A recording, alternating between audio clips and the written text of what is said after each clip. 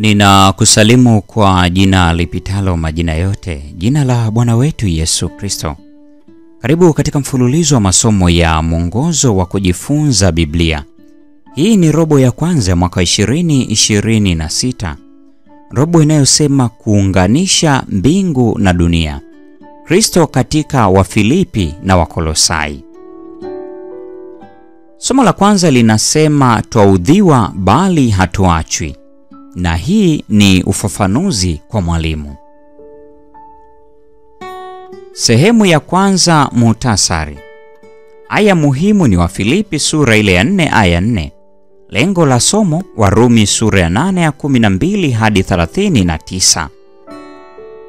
Paulo alikabili majaribu na taabu nyingi alipokuwa akieneza ujumbe wa Mungu wa wokovu. Kando ya Yesu, wachache wamevumilia mateso mengi kama Paulo alivyovumilia kwa ajili ya Injili. Orodha yake ya dhiki tunastahili kuifikiria na kuitafakari kwa makini.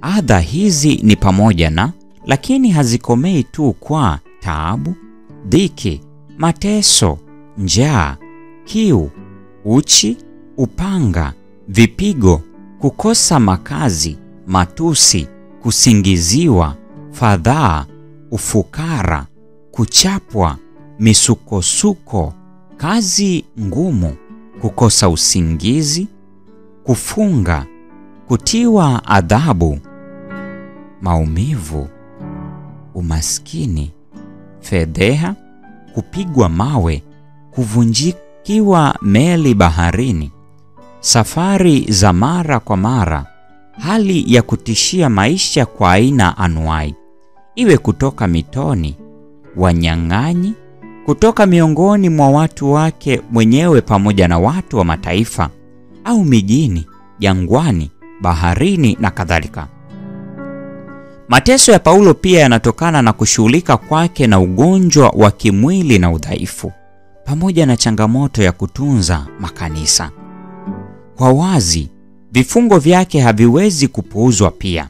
Linganisha na Warumi sura ya 8 ya 35, Wakorintho wa kwanza sura ya 4 ya 11 hadi 13, Wakorintho wa pili sura ya 4 ya 8 aya 9, Wakorintho wa pili sura ya 6 aya 4 aya 5 aya 9 na ya 10, Wakorintho wa pili sura ya 11 ya 23 hadi 29, Wakorintho wa pili sura ya 12 aya 10 na Waefeso sura ya 12 aya 10.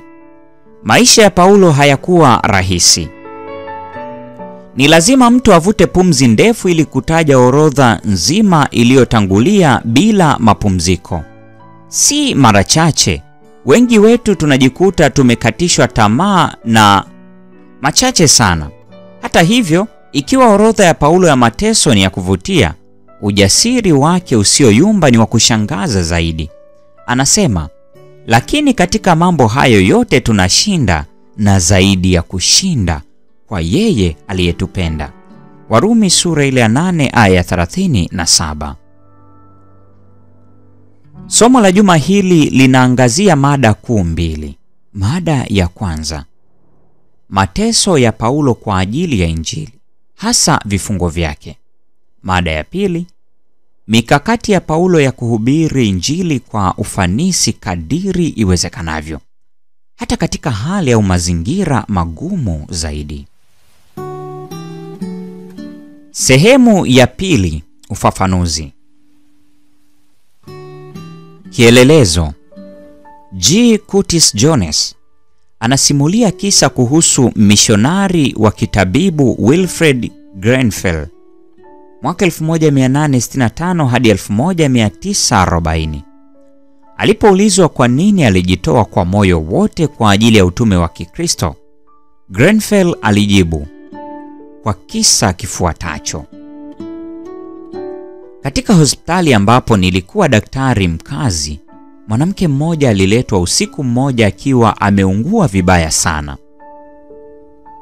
Mumewe alikuwa amekuja nyumbani akiwa amelewa na kumtupia taa ya chemli. Polisi waliitwa na hatimaye walimleta mume huyo aliyekuwa amelewa kiasi. Hakimu aliegemea juu ya kitanda na kusisitiza kwamba mgonjwa amwambie polisi kile kilichotokea hasa. Alimsisitizia umuhimu wa kusema ukweli wote kwa kuwa alikuwa amebakiwa na muda mfupi tu wa kuishi. Mwanamke huyo mgonjwa sana aligeuza uso wake toka upande mmoja kwenda upande mwingine, akikwepa kumtazama mumewe aliyekuwa amesimama upande wa chini wa kitanda. Hatimaye macho yake yalitua katika mikono yake yenye nguvu, akitazama kuanzia kiganja na mabega yake na kisha uso wake. Macho yao yalikutana. Mwonekano wa sura yake wenye hali ya mateso ulitoweka kwa muda, huku huruma na upendo vikichangamsha uso wake.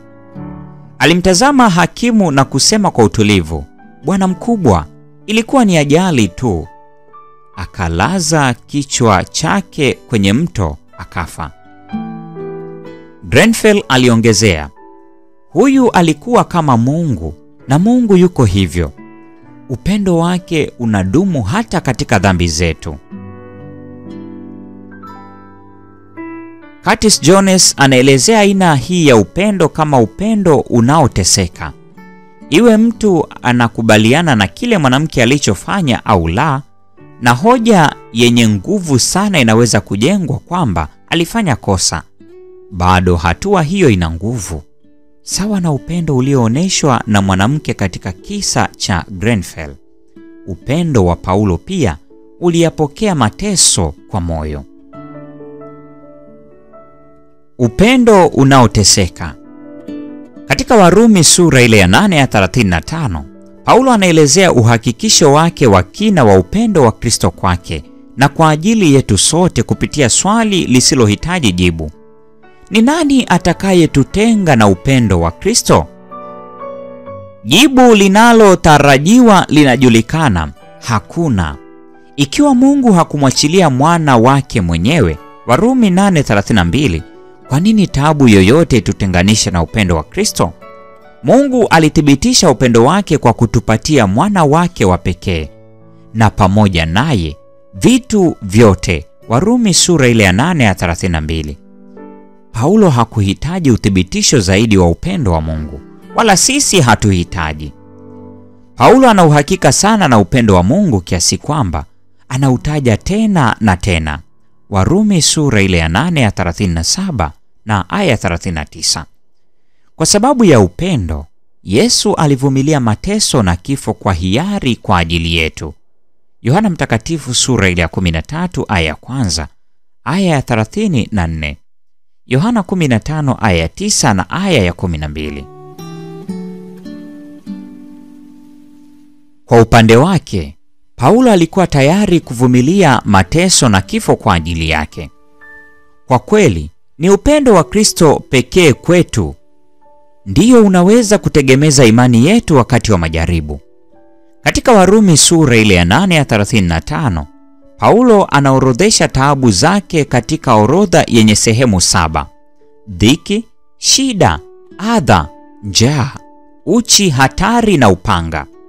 Huenda mfululizo huu wa majaribu 7 unaashiria ukamilifu katika maana kwamba unawakilisha jumla ya taabu zote ambazo Paulo alivumilia. Kama tulivyoona hapo kwanza, orodha ya Paulo ya mateso ni ndefu zaidi kuliko orodha hii. Hadi kufikia hatua hii, alikuwa amevumilia taabu zote katika aya hii isipokuwa kipengele cha 7, upanga. Upanga ungekuwa jaribu lake la mwisho, na alikabiliana nalo kwa ujasiri wa ajabu. Uhakikisho wake usioyumba kwa Kristo ulimwezesha kukabiliana na kifo kwa amani ya ndani. Wakati wa kufa kwake, Paulo alikuwa akitazamia maisha yajayo yasiyo na kifo, si kwa kutokuwa na hakika au kwa hofu, bali kwa tumaini lenye furaha na matarajio yenye shauku. Aliposimama mahali pa kuuawa kama mfia dini, hakuona upanga unaong'aa wa mnyongaji au nchi ya kijani kibichi iliyokuwa karibuni kuipokea damu yake. alitazama juu kupitia anga tulivu la bluu la siku hiyo ya majira ya kiangazi, kiti cha enzi cha Mungu. Lugha yake ilikuwa, Ee Bwana, wewe ndiye faraja yangu na fungu langu. Ni lini nitakapo kukumbatia? Ni lini nitakutazama mimi mwenyewe bila pazia lenye giza katikati? Ellen G. White, The Story of Redemption, ukurasa wa 317 na 318. Paulo alikuwa na hakika kwamba ikiwa tunashiriki mateso ya Yesu, sisi pia tutatukuzwa pamoja naye. Warumi sura ile ya 8 aya 17. Alivipiga vita vilivyo vizuri, akamaliza mwendo na kuilinda imani. Alijua angepewa taji ya haki wakati wa ufufuo, Kristo atakaporudi. Tazama Wakorintho wa kwanza sura ile ya 15 aya ya 51 hadi 55. Timotheo wa pili sura ile ya 4 aya ya 7 na ya 8. Mikakati ya Paulo ya kuhubiri Injili. Kwa kuzingatia hali ngumu ambazo Paulo alihubiri Injili chini yake, alihitaji kutumia mbinu za busara ili kuhakikisha mafanikio ya kazi yake. Kwanza, Paulo alichagua kwa makusudi miji muhimu ya ulimwengu wa kale ambapo angeweza kueneza ujumbe wa Injili kwa urahisi zaidi. Hivyo, kwa mfano, mji wa Korintho ulichaguliwa kwa ajili ya eneo lake la kijiografia. Kwa hiyo fursa ilitolewa kwa ajili ya kueneza Injili. Mara tu itakapoanzishwa huko Korintho, isingewasilishwa kwa urahisi katika sehemu zote za ulimwengu. Ellen G. White, Sketches from the Life of Paul, ukurasa wa 99. Paulo pia alijikita huko Filipi kwa sababu ulikuwa mojawapo ya vituo vya miji yenye ushawishi mkubwa zaidi katika njia yake. Umuhimu wake wa kimkakati katika historia ya ufalme uliufanya uwe hatua ya kawaida ya uinjilisti kwa mtu anayeandaliwa kufika Rumi. Vile vile mji wa Efeso ulikuwa mojawapo ya miji mikubwa zaidi katika ufalme wa Rumi, ukijivunia idadi ya watu takribani 250,000 katika wakati wa Paulo. Pili, Paulo aliwekeza muda katika kuwafunza watu kwa ajili ya huduma ya uinjilisti. Kwa hakika, aliifanya kuwa sehemu ya kazi yake kuwaelimisha vijana kwa ajili ya huduma ya Injili. Aliwachukua pamoja naye katika safari zake za kimishonari, na hivyo walipata uzoefu ambao baadaye uliwawezesha kuchukua nafasi za uwajibikaji. Alipotenganishwa nao, bado aliendelea kufuatilia kazi zao, na nyaraka zake kwa Timotheo na Tito ni ushahidi wa jinsi shauku yake ya mafanikio ya Injili ilivyokuwa ya kina. Ellen G. White, Gospel Workers, ukurasa wa 102. Kwa habari ya Timotheo, Paulo alimchukua si kama mtendakazi mwenzake tu, bali pia mwandishi mwenzake. Tazama Wakorintho wa pili sura ile ya 1 aya 1, Wafilipi sura ile ya 1 aya 1, Wakolosai 1 aya 1, Wathesalonike wa kwanza sura ya 1 aya 1, Wathesalonike wa pili sura ya 1 aya 1, na Filemoni sura ya 1 aya 1. Tatu, Paulo alifuata njia ya Myahudi kwanza, Matendo 13:46, Warumi 1:16, kama Yesu alivyoamuru kwa wazi katika Luka Mtakatifu 24:47, Matendo 1:8, Matendo 3:25 na 26. Njia hii inaeleza kwa nini Paulo alianza jitihada zake za kimishonari katika mji mpya kwenye sinagogi.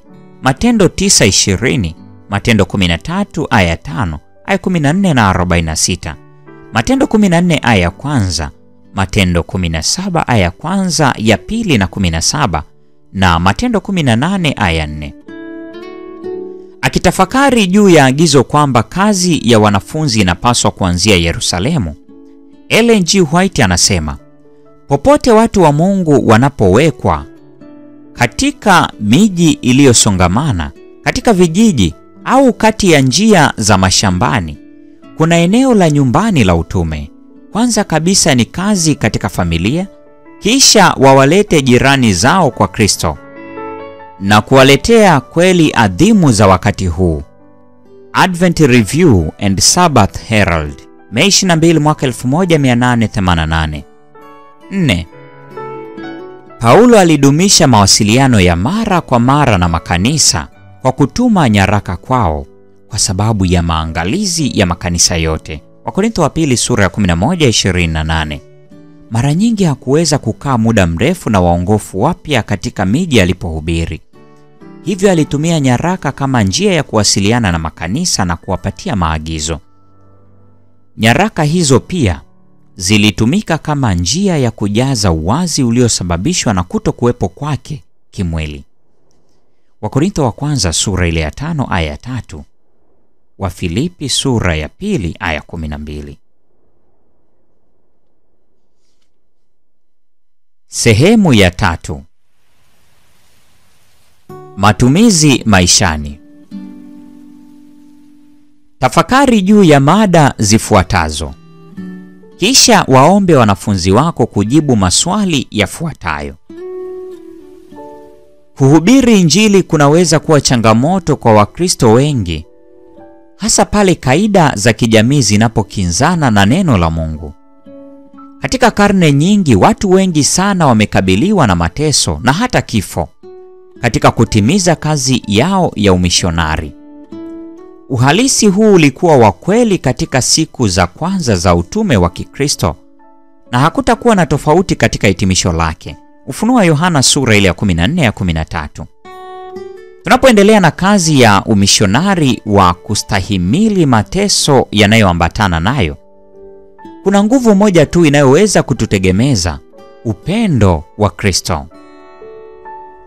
Wakristo wengi wanatambua hatari zinazohusiana na kumfuata Kristo, lakini pia ni lazima tuelewe umuhimu mkubwa wa kutimiza agizo. Basi, enendeni mkafanye mataifa yote kuwa wanafunzi. Mathayo 28:19. Kazi ni ngumu, lakini tunatumaini katika uongozi wa Mungu katika njia yote. Ingawa inaweza kuhatarisha maisha katika aina mbalimbali, kazi hiyo ni yenye thawabu. Yesu anasema, uwe mwaminifu hata kufa, nami nitakupa taji ya uzima. Ufunuo wa Yohana sura ile ya 2 aya 10.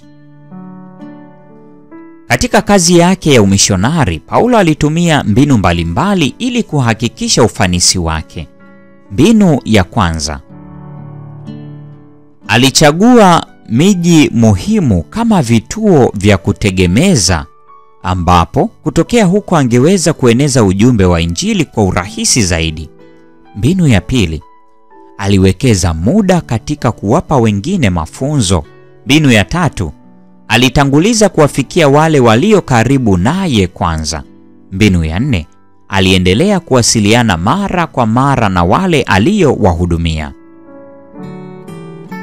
Tunapaswa kuunganisha mikakati hii yote katika jitihada zetu za kimishonari.